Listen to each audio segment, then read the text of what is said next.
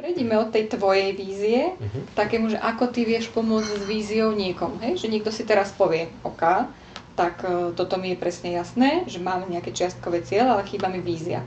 To dá sa povedať, že aj my sme to riešili. Ako? Čo? Ako toto funguje? V prvom rade každému človeku fakt, ktorý to v svojom živote skutočne sám so sebou myslí extrémne vážne, tak vždy nech si nájde nejakého učiteľa. Pokiaľ by sme...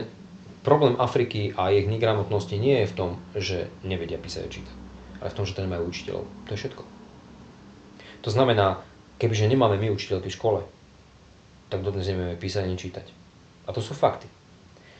Oni nám skrátili čas. Prečo použijem učiteľa? Hoci mu zaplatím. Pretože rapidne skracujem čas, za ktorý ja tieto veci pochopím a môžem sa vydať na tú cestu.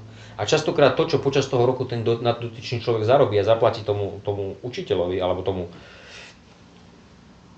človeku, ktorý ho sprevádza na jeho ceste, tak sa mu nie, že vráti, x-násobne to prekročí. Je to iba o šikovnosti toho človeka, ako skutočne chce. Takže to bola taká jemná vsúka. Hovoríš o takých základných veciach, hej, presne ako čítať a písať, lebo tu by sa dalo polemizovať, že sú veci, ktoré sme sa mohli prirodzene naučiť lepšie, ale to písanie a čítanie je proste základ. Áno, a na druhej strane, kebyže my ľudia, ktorí tápame, alebo všeobecne ľudia, ktorí tápu, vedia ten recept, tak už sú tam. Nemusia o tom rozprávať, proste sú tam. A keď nie sú, tak majú počúvať človeka, ktorý ich tam má doniesť, pretože im to ukazuje svojím vlastným príkladom. Zároveň odporúčam každému, aby rozlišoval medzi tým, či ten človek, ktorý ho vzdeláva, je skutočne tam, kde chce byť ten človek. To znamená, keď mi kamarát, ktorý má fantastické vyšportované telo, hovorí o tom, ako ja mám športovať a chcem mať špičkové telo, tak budem počúvať takého človeka. Jednoducho, keď chcem piesť koláče, pôjdem za kuchárom. Keď chcem opraviť auto, pôjdem za automechanikom, nie naopak. Čiže nie je možné, aby, ak ti nevyhovuje ten človek, podľa teba nejde dobrou cestou, si ho zvolil za učiteľa, hej? Logicky povedané. Presne tak, hej. No ale k tej prapôvodnej tvojej otázke, čo v tej vízii, ako môžeme v tej vízii človeku pomôcť? Jednoducho v jednoduchom pochopení. Už len to, ako nazveme to, čo chceme, mení to, či to dosiahneme alebo nedosiahneme. Či to dosiahneme s veľkou námahou, alebo budeme používať to prostredie na to, aby nám v tom pomáhalo. A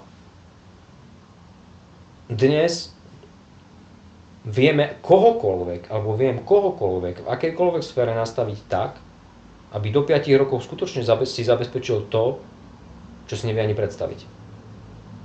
To je moja úloha. Povedz konkrétny príklad. Máš už niekoho buď takého, čo už je tam, alebo je niekto, s kým práve robíš? Mám viacerých klientov, ktorí takéto niečo robím, ale nádherný prípad je prípad klienta, ktorý mal veľmi veľkú túžbu v priebehu.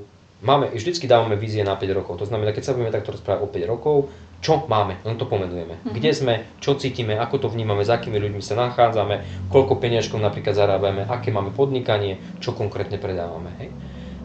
Ten človek si dával víziu na to, že chce kúpiť nejaké pozemky s vinicami a robiť tam víno.